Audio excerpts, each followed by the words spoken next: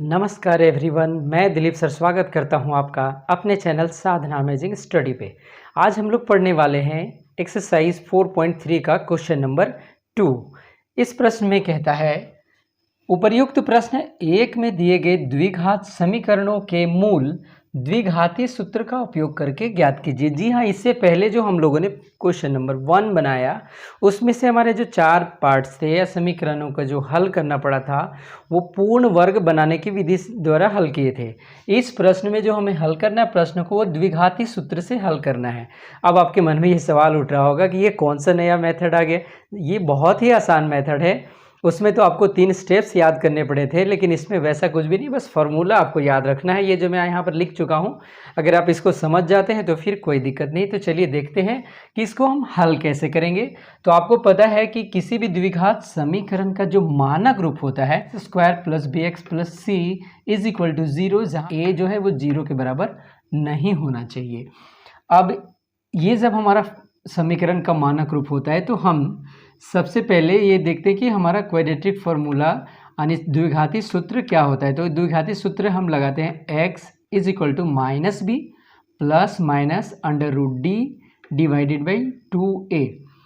अब ये d क्या है, डिस्क्रिमिनेट आपको निकालना है, बी स्क्वायर माइनस 4ac। बहुत सारे बुक्स में या टीचर्स आपको बता सकते हैं यहाँ under root b square minus 4ac, वो भी गलत नहीं है। आप डी का यहाँ कैलकुलेट करके डी यहाँ पर डायरेक्ट लिख सकते हैं या फिर यहाँ भी आप कैलकुलेशन कर सकते हैं, लेकिन यहाँ अगर हम डी पहले कैलकुलेट कर लेते हैं तो उसका एक बेनिफिट है, हमें उसका एक फ़ायदा। क्या फ़ायदा है, हमें पता चल जाता है कि समीकरण का हल क्या होने वाला है। आपको पता है, आपने पीछे पढ़ा है कि डी जब हमारा ग्रेटर देन 0 होता है तो इसके अद्वितीय हल होते हैं, यानी कि 2 अलग अलग हल होते हैं। और जब डी और ये वास्तविक हल होता है इज इक्वल टू 0 होता है, डी जो हमारा है वो 0 के बराबर होता है, तो भी इसके वास्तविक मूल होते हैं, लेकिन वो दोनों बराबर होते हैं। लेकिन यदि डी स्मॉलर देन 0 यानी 0 से छोटा हो जाए तो अब इसका वास्तविक मूल नहीं होता है। यानी आगे आपको क्वाड्रेटिक फार्मूला लगा करके x या y जो भी यहाँ लिखा हुआ रहेगा प्रश्न में उसको कैलकुलेट करने की आवश्यकता नहीं होती है। इसलिए हम सबसे पहले क्या करते हैं, d को कैलकुलेट करते हैं, उसके बाद हम क्वाड्रेटिक फार्मूला का उपयोग करते हैं। तो चलिए देखते हैं आज का प्रश्न हमारा 2 का जो 1 है। देखिए इसमें कहता है 1 में 2x square minus 7x plus 3 is equal to 0। यहाँ हमारा सॉल्यूशन करके समीकरण को लिख दिया। यहाँ ए एक्स स्क्वायर यानी ए की जगह में क्या है 2 है, यहाँ माइनस है, वहाँ मानक रूप में मैंने प्लस में लिखा होता है, प्लस में यहाँ माइनस प्लस कुछ भी आ सकते हैं। माइनस 7x यानी b के जगह में हमारा क्या है माइनस का 7, और c अचर पद हमारा क्या है 3। अब हमारे पास a है, b है और c है। अब हम d कैलकुलेट करेंगे। d इज इक्वल टू, अभी आपने फार्मूला देखा वहाँ पे, बी स्क्वायर माइनस 4ac। अब इसको कैलकुलेट करेंगे, b हमारा क्या है माइनस का 7 स्क्वायर, स्क्वायर हमारा क्या है minus 4 into a 2 into c 3। Minus 7 को माइनस 7 से मल्टीप्लाई करेंगे तो प्लस का 49 हो जाएगा।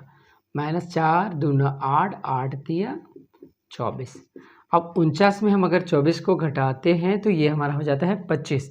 अब ये हम क्लियर है, हमारा d इज ग्रेटर देन 0, 0 से हमारा d जो है वो बड़ा है, यानी इसके वास्तविक मूल हैं। अब इसका हम आगे कैलकुलेशन करेंगे।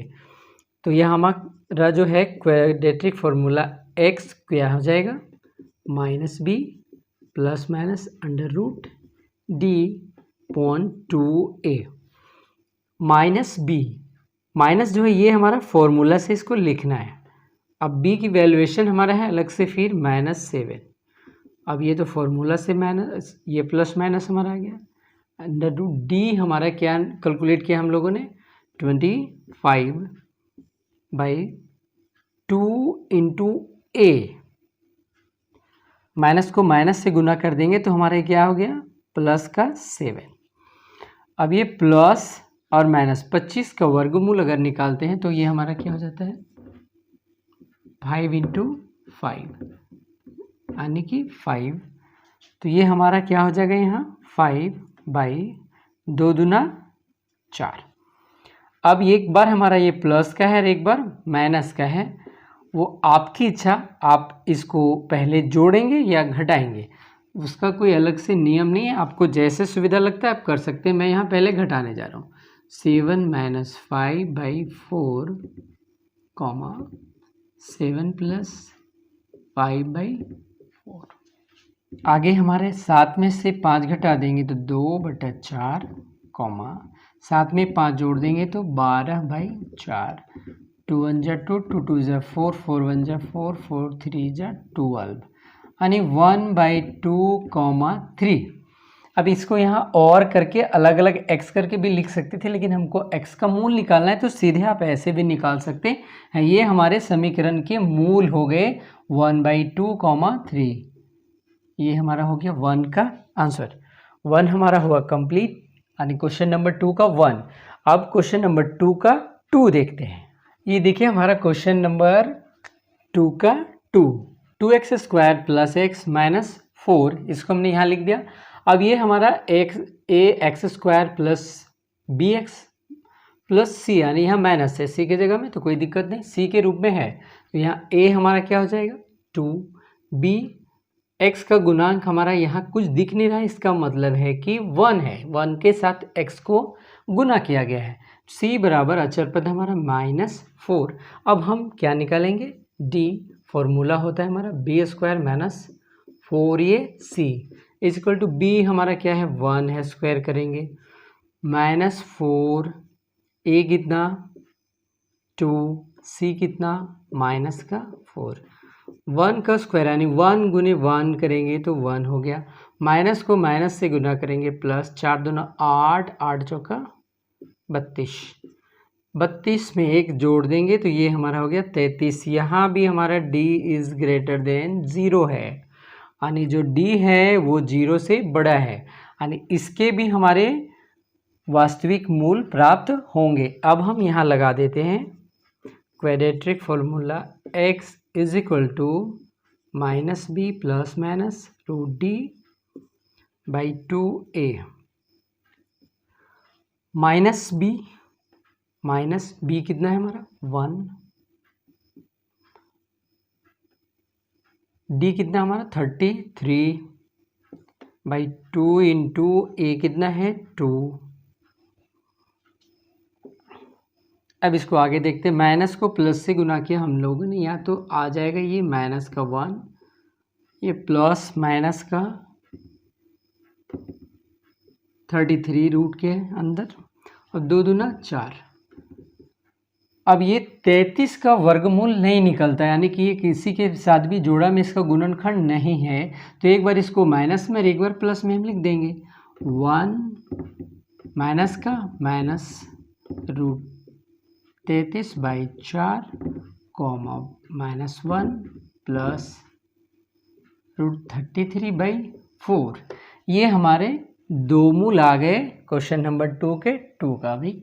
यही हमारा है इसका आंसर। ये हमारा है क्वेश्चन नंबर 2 का 3। इसमें हमारा कहते हैं 4x² + 4√3x + 3, तो यहाँ हमारा फिर से इसको निकाल लेंगे। a बराबर 4, b क्या हो जाएगा 4√3, c बराबर 3। अब हम कैलकुलेट करेंगे, d आपको पता है b² - 4a।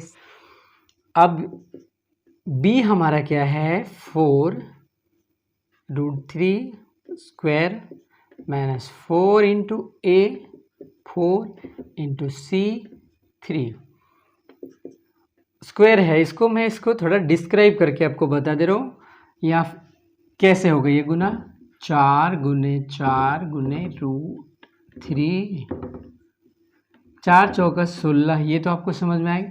√3 को √3 से गुना करेंगे तो 3, 16 3 48। इसको हम यहाँ लिख लेते हैं 48 - 4 चौका 16, 16 3 48। 48 में 48 को लेस करेंगे, हो जाएगा 0। अब यहाँ हमारा क्या आ गया d = 0। मैं भी वीडियो की शुरुआत में बता चुका हूँ कि जब d 0 हो जाएगा तब भी इसके वास्तविक मूल होंगे, लेकिन इसके 2 बराबर हल होने वाले। तो अब हम निकालेंगे क्वाड्रेटिक फॉर्मूला से x इज इक्वल टू हमारा क्या हो जाएगा b plus minus root d by 2a।